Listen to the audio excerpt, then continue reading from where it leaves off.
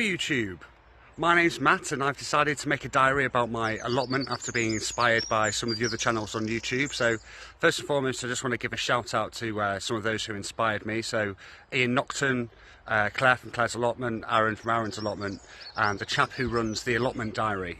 Sorry mate, I'm not sure I can remember your name. But there's three things about my channel and my journey that I suppose are going to be slightly different to the others.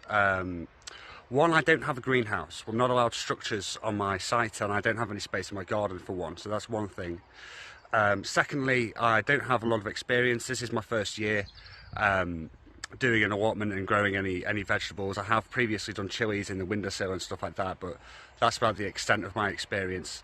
And thirdly, as a young chap, I don't have an awful lot of disposable income, so everything I do is done as cheaply as possible. And if that's something that you're interested in, then hopefully you'll get a few ideas of where and how you can save some money. So this episode, I'm just going to give you an introduction, let you have a look around my plot, what's going on at the moment, where I'm up to, and also give you what plans are for the rest of the year.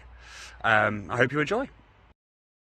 Okay, so this is my plot. Not the biggest, it's about 5 metres by 10, so about 50 square metres all in all. I can assure you it did not look like this when I first got it back in September. It hadn't been used for a few years, covered in a tarp, but still the weeds were a good foot tall underneath that tarp. So luckily we had a bank holiday weekend and it took us about 4 or 5 days, but eventually we got it all turned over and built some raised beds, and I'll just explain to you now a little bit about how it is I did that. So all the wood that I've used has been taken from these reclaimed wooden pallets. The only thing you really need to make sure is how it is they've been preserved. So what you're looking for is on one of the blocks, you'll have the letters HT. That means it's been heat treated, so there's no chemicals been added to it. It's not going to affect your soil or your plants. So yeah, I've broken those down and transformed them into some of these bad boys. A couple of raised beds. This one's raised. The one to my left has got the raspberries in. It's just been used as a border really, but still helps you know which area you need to maintain and fertilise and so on and so forth. So yeah, let's have a quick look around, shall we? So bed number one, we've got our garlic and our onions are all in there and getting on nicely. We've got a few rows in there. And a little bit further along we've got a couple more onions, some thyme, some dill and some sorrel as well, which I have to say has been coming on beautifully in the sunny weather recently. This raised bed, we've got some first early potatoes just in this row where you can see the soil's a little bit darker. Things are just starting to creep up. They went in on St. Patrick's Day, as per Ian Nocton's habit, so that was about 3 weeks ago, so they're just coming up now. Not sure if you can see that just there, but once they come through a bit more we'll start earthing them up and chuck in a couple more rows as well. This bed has nothing in it as of yet, but this is going to be my brassica bed. You may be able to see there's quite a lot of chicken pellets and stuff like that. I dug in quite a lot of compost, but the soil's really good.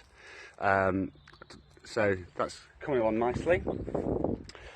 Just near the top of my allotment, I decided to put a salad bed in here. So we've just got a few lettuces and radishes that are growing. I'm not sure if you can see that. We've got some with slightly darker, redder leaves. It was just from a bag of mixed lettuce seeds, and I chucked some radishes in there as well. Just got a net to protect them from the birds more than anything else really. But I put this bed here just because I'm not sure if you can see where the gate is over there, but that's where we come in. Now the allotment's about a 5-minute walk from my house, so the idea is that on a work day I can just pop down here, toodaloo, pick up some salad, head off back home without even getting my boots muddy. Isn't that good? Here we have my peas. So they went in about 2 weeks ago. As you can see, I've just used sticks, I think were from a birch tree, but I didn't see the point in buying sticks when they're quite clearly everywhere. each to their own. I have no idea why that wouldn't work. If anyone's got a clue as to why more people don't just use sticks and construct something like this, then please do let me know. As you see, I've just got a little bit of wire mesh and some netting just to protect them from, again, from the birds and, well, I was going to say mice, but I don't think that'll stop any mouse from getting into it.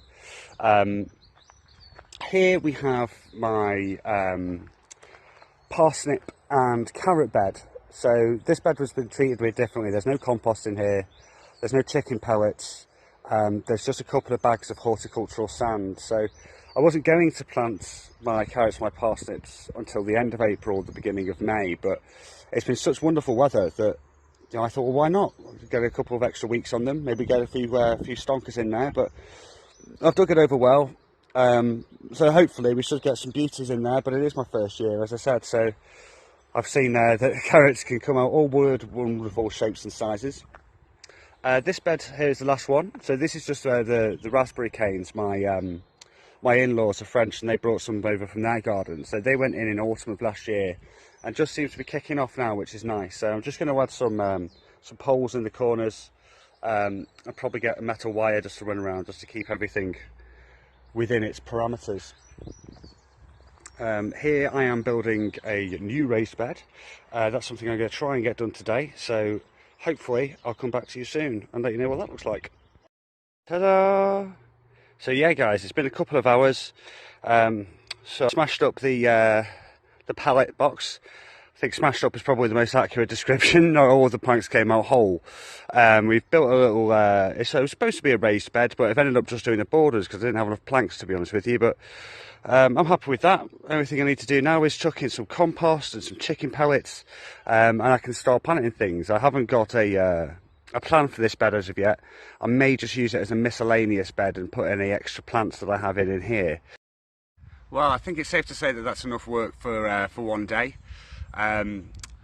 Personally, I'm going to head to the pub now, get myself in the beer garden, watch the United game. I'll try and post as many updates as I can, and as soon as I'm doing something interesting, like planting something out, or planting some seeds, or harvesting something, fingers crossed, I'll let you guys know about it. Thanks for watching. Take care.